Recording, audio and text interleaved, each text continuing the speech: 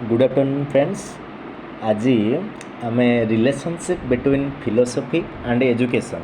ये सब सेक्शन टी आरंभ करवा जोटा कि आमर एजुकेशन पीजीटी सिलेबस यूनिट 1 रो फर्स्ट सब टॉपिक आम relationship between philosophy and education रो कॉन्सेप्ट साधारणतः बुक मानक मिलेनी। फिलोसफी एंड एजुकेशन को अलग अलग पढ़ा पड़े बट मु किछि अरेंज करिछि जोड़ी आमर एजुकेशन रो एमसीक्यू रे आसीबा जेतिकी कॉन्सेप्ट दरकार आम रिलेशनशिप विषय रे सेतिकी ही केवल मु जणैछि। ए वीडियो माध्यम आम आगु देखिबा से relationship between philosophy and education बस एतिकी भितर ही आम सीमित रहिबा। आउ एजुकेशन फिलोसफी और फिलोसफी ऑफ एजुकेशन ताको जस्ट आम रिमेम्बर करवा एवं आगु को एमसीक्यू गुड़िक करवा जहाँद्वारा कि आमर कॉन्सेप्ट क्लियर होगा सहित क्वेश्चन किसी आम माइंड रे सेट हो रहिबो। सो फर्स्ट ऑफ ऑल आम देखिबा कि relationship between philosophy and education रे एग्जैक्टली फर्स्ट पॉइंट रहउछि जे philosophy determines the real destination towards which education has to go. The first point देखंतु समस्ते जे से कहिला कि फिलोसफी ही डिटरमाइन करे कहाँ कौन डिटरमाइन करे ना एजुकेशन डायरेक्शन कुआड हम बा एजुकेशन रियल डेस्टिनेशन कौटी के हम। तेणु फिलोसफी एथिपाई इम्पोर्टाट एजुकेशन सहित फिलोसफी रिलेशन एथिपाई इम्पोर्टाट जे फिलोसफी ही डिटरमाइन करिथाए जे एजुकेशन डेस्टिनेशन कौन हम एजुकेशन को डायरेक्शन में कार्य करिवो इन प्रैक्टिकल एजुकेशन कौन करिवो। सो आम आगुरी जानीचे फिलोसफी होची जदि थियोरी देन एजुकेशन होची तार practical aspect. So first point आम ये रिलेशनशिप को क्लियर हेबा जे फिलोसफी डिटरमाइन करे एजुकेशन डेस्टिनेशन कौन हम। देन आम जिबा सेकेंड पॉइंट को both philosophy and education are intimately and integrally connected with each other. Philosophy आउ एजुकेशन को आम अलग अलग भाव में कल्पना करिपरिबा नाही। से कहला फिलोसफी जदि एग्जिस्ट करुच्ची देन एजुकेशन एग्जिस्ट करवा दरकार कारण एजुकेशन रो डायरेक्शन फिलोसफी रु ही डिराइव हेबो एवं फिलोसफी अल्टीमेटली एजुकेशन को डायरेक्शन देबो। So they are integrally interdependently and intimately related to each other. So third point देखिबा कॉन्सेप्ट होचे या कि great philosophers have been great educationist also. अर्थात जेते भी फिलोसोफर माने अछंती बा थिले से माने प्रथमे जने ग्रेट एजुकेशनिस्ट मध्य एजुकेशनिस्ट न हेले से माने केबे भी गोटे ग्रेट फिलोसोफर हेई पारि न थांते। सो ए पॉइंट रे मध्य हमें क्लियर हेई पारुचे कि फिलोसफी और एजुकेशन रो रिलेशन केते important. Then the fourth point is that कि education is the dynamic side of philosophy. ये कथाटी किए कही आ गोटे एमसीक्यू आम करवा आगू अच्छी ये केवल कॉन्सेप्ट बुझा कि डायनामिक साइड कहीं कहगला एजुकेशन को फिलोसफीर आगुरी आम कहीचे कि फिलोसफी जदि थॉट प्रोसेस है प्रैक्टिकल सॉरी कॉन्सेप्ट है और थियोरी है देन एजुकेशन होची यार प्रैक्टिकल एस्पेक्ट। सो एजुकेशन सबुबले फिलोसफी रे थिबा थिंकिंग प्रोसेस बा थॉट को इन प्रैक्टिकल शो कराइबो बा एग्जीक्यूट कराइबो। So two things are essential for completing any task that is thought और plan and the second one is application और प्रैक्टिकेबिलिटी। सो ये फिलोसफी आमर थॉट बा प्लान है बेले एजुकेशन टी तार प्रैक्टिकल एस्पेक्ट बा प्रैक्टिकल साइड जेकोसी आमर थिंकिंग प्रोसेस फिलोसफी को रिभेल कला बेले आमर एग्जीक्यूशन बा इन एक्शन बा प्रैक्टिकल एक्टिविटी करबा जो थॉट अनुसार सेटा हमको एजुकेशन ही डायरेक्ट कराए। So the last point is education contributes to new thinking and new philosophy may born out of his thinking and analysing. So education कौन करे ना न्यू थिंकिंग कंट्रीब्यूट करे। न्यू थिंकिंग जिते बड़े एजुकेशन कंट्रीब्यूट करे सेठू ही गोटे नूतन फिलोसफीर जन्म हुए बा न्यू फिलोसफी सेठू ही से थिंकिंग रु बा से एनालिसिस रु ही ड्र आउट होता है। सो ये आमर रिलेसन रही है फिलोसफी और एजुकेशन एगुड़िक भेरी सिंपल आम या जाचे बट एगुड़िक गोटे आरेंज कर गोटे जगार आम रखि एग्जाम बेलू रिवाइज करने को सहज हे आपण मैंने या स्क्रीनशॉट रखिपारे।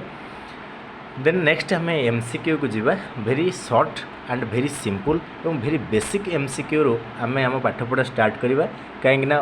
बहुत क्रमजी हार्ड और अननोन क्वेश्चंस हो गले आमको टे पाठ पढ़ार इंटरेस्ट कमी जाए से मुझे चेष्टा करी बहुत बेसिक जिनस आम स्टार्ट करिया पाठ पढ़ा सो दैट आमर लगी माने आम पढ़ार इंटरेस्ट जारी रहिबो। सो जीवा प्रथमे फास्ट एमसीक्यू को the word education is derived from dash word. First very easy question आम एटा समस्ते जानिचे कि एजुकेशन लैटिन वर्ड रु डिराइव होइछि। एजुकेशन जो लैटिन वर्ड रु डिराइव होइछि सेथिरे ई आउ डिको रहिछि एवं इन अदर वर्ड्स आम कहि परिबा जे एजुकेटम लैटिन वर्ड टी educatum that means to train, educere that means to draw out and educare that means to bring up. ये तीनोटी जिन आम जाचे और ये भेरी सिंपल क्वेश्चन थिला। नेक्स्ट क्वेश्चन को जीवा both philosophy and education are integrally and dash related to each other. कहला फिलोसफी और एजुकेशन इंटीग्रली एंड डैश आम ऑलरेडी ये कॉन्सेप्ट रे आलोचना करथिले जे they are related intimately and integrally but ये कहला कि integrally and dash integrally and specially ना इंडिपेंडेंटली कि इंटरडिपेंडेंटली कि ऑल ऑफ द अबव। आम ये देखा कि फिलोसफी और एजुकेशन तो इंटीग्रली दैट मीन्स इंटीमेटली से related. So education dependency philosophy उपर रही एवं फिलोसफी डिपेंडेंसी एजुकेशन उपर मध्य रही। सो उभयों मध्य परस्पर जदि डिपेंडेंसी रोची देन आम ताको इंटर डिपेंडेंट बोली कहबा। सो ये आंसर हो option number C that is philosophy and education are integrally and interdependently related to each other.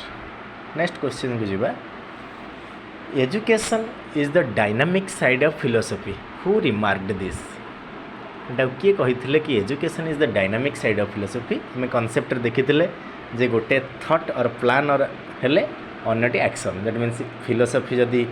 Theory ताले एजुकेशन हो प्रैक्टिकल एस्पेक्ट। ये जो डायनामिक साइड बोली एजुकेशन को किए कही education is the dynamic side of philosophy. Option A Adams, B Aristotle, C Socrates and D Plato. The right answer is Adams. Adams कही education is the dynamic side of philosophy. Option A is correct answer. Next the philosophy of education is the branch of philosophy that examines the nature, aims and problems of dash. So it पुणे आसिला जे philosophy of education is the branch of philosophy or you can say educational philosophy is the branch of philosophy that examines the nature, aim and problems of dash. ताले philosophical education by education of philosophy by philosophy of education कहार nature aim आ problem को examine करे psychology option B physiology option C education ना option D all of the above. ये correct answer हम जेहेतु philosophy of education so education ही से प्रोब्लेम आ एम को एग्जामिन करिवो। So option C education is the correct answer. Next देखिबा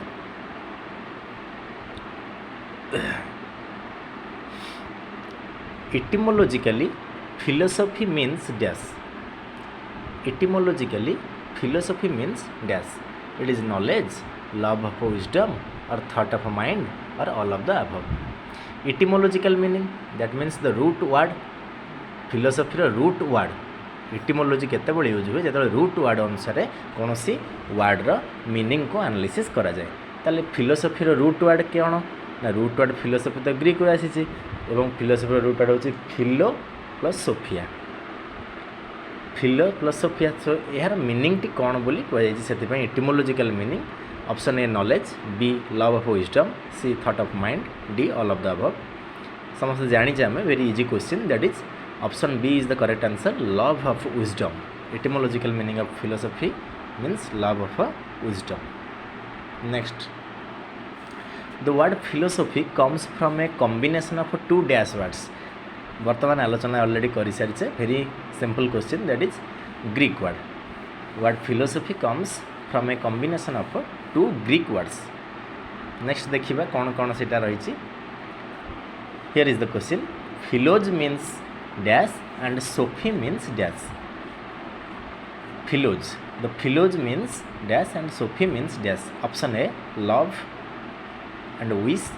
B love thought C love wisdom D non of the above सेठी आम ऑलरेडी आलोचना कर सारी philos means love and sophie means wisdom so the etymological meaning of philosophy is love of wisdom so the correct answer is option number C love wisdom who said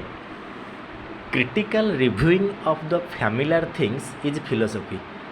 ये आम देखा very important question आमर ये philosophy पार्टर first unit one रे जदि किसी question आमको क्रिटिकल कराए एग्जामिनेशन रे ताले ये गुड़िक ही क्रिटिकल क्वेश्चन करेबो जे किए कौन कही who said this who remarked this according to whom ये जो टर्म गुड़िक कोट गुड़िक एगुड़िक आमको ही डिफिकल्ट पकेब एगुड़िक आमको निहाती मन रखा पड़ो किसी इंपोर्टेंट जिनस ये से मुझे रखी किसी क्वेश्चन से देखा who said critical reviewing of the familiar things is philosophy किए कही यहाँ को मन रखा समस्ते आम option A is the correct John Dewey option A John Dewey कही critical reviewing of the familiar things is philosophy ताको किसी ट्रिक करके आम मन रखिपर critical review critical due day time critical एमती किसी ट्रिक करके आम मन रखी पार critical reviewing okay next question dash is a rational attempt to look at the world as a whole हाँ यही क्वेश्चन देखो जे dash is a rational attempt to look at the world as a whole आम संपूर्ण world को एकाकीकरण भाव में देखा कौन कहुए बा किए कल्पना करें एजुकेशन एपरी करें ना साइकोलॉजी ना फिजियोलॉजी ना philosophy this is philosophy option D is correct philosophy is a rational attempt to look at the world as a whole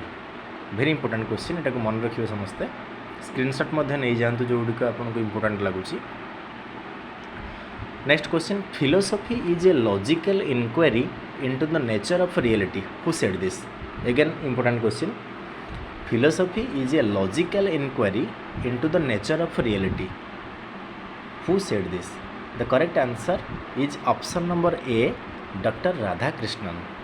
यहाँ मन रखा ट्रिक किसी ट्रिक कर लॉजिकल इनक्वारी सब किए करती कृष्ण करती कृष्ण इनक्वारी करती खोजिकी लवणी चोरी कर खाऊले एमती किसी ट्रिक करूँ एवं मन रही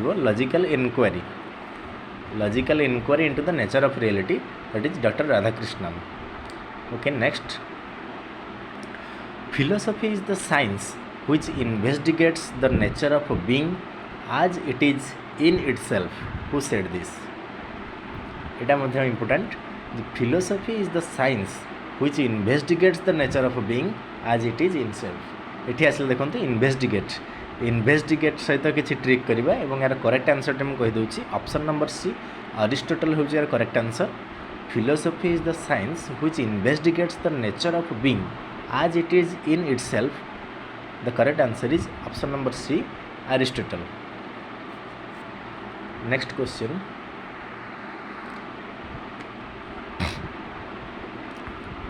ओके आम फिलोसफी क्वेश्चन गुड़िक आलोचना कले लगभग 10 to 11 क्वेश्चन आम आज आलोचना करें आम स्टॉप करवा आज सेशन यही क्वेश्चन गुड़िक एक्चुअली आलोचना कर मुख्य उद्देश्य होचे आमर निश्चित भाव में कॉन्सेप्ट सहित क्वेश्चन को न मन रखिले बा न देखिले एग्जामिनेशन हॉल ले केबे भी सब कॉन्सेप्ट गुड़िक मन रहिबो नहीं बा मन पड़िबो नहीं तेणु आम प्रत्येक दिन एमती छोट छोट कॉन्सेप्ट सहित एमसीक्यू को रिवाइज कर चलिबा एवं बहुत गुड़े क्वेश्चन अरेंज हो पार ताद्वारा कि आमर एमसीक्यू प्रैक्टिस तो होइतिबो प्लस आम कॉन्सेप्ट मध्य क्लियर होइतिबा ताद्वारा आ गोटे नुआ जिनस मु ऐड करी जे आम प्रत्येक क्वेश्चन सहित एथर किसी ट्रिक करवा और ट्रिक सह मन रखा ट्रिक सह मन रखा द्वारा जमती आम जस्ट एवं कहूँ ट्रिक करते इनक्वारी इनक्वारी इंटू थिला गोटे कोटे से इनक्वारी किए करती कृष्णा करती डॉक्टर राधाकृष्णन होता आंसर से ही किसी किसी आम ट्रिक करिया जो गुड़ी आमको मन रखापी हेल्प कर सो आज ये आम नेक्स्ट टुमोरो पुणी आउ गोटे कनसेप्ट सहित आसवा that is western school of philosophy आम केवे भी सिलेबस बाहर को जीवानी टू द पॉइंट गोटी गोटी कर सिलेबस वाइज कवर करवा कौन प्रकार आम ट्रैक बाहर को जीवार ना so next class western school of philosophy and there educational implication गोटी गोटी करी आम वेस्टर्न स्कूल ऑफ फिलोसफी को आलोचना करवा कॉन्सेप्ट प्लस एमसीक्यू बास एतिक आम मन रखा नेक्स्ट आम आम पर्सनल स्टडी रे आउ किछि डेप्थ नॉलेज आम पाई परिबा so this is all for today signing out सुब्रजित।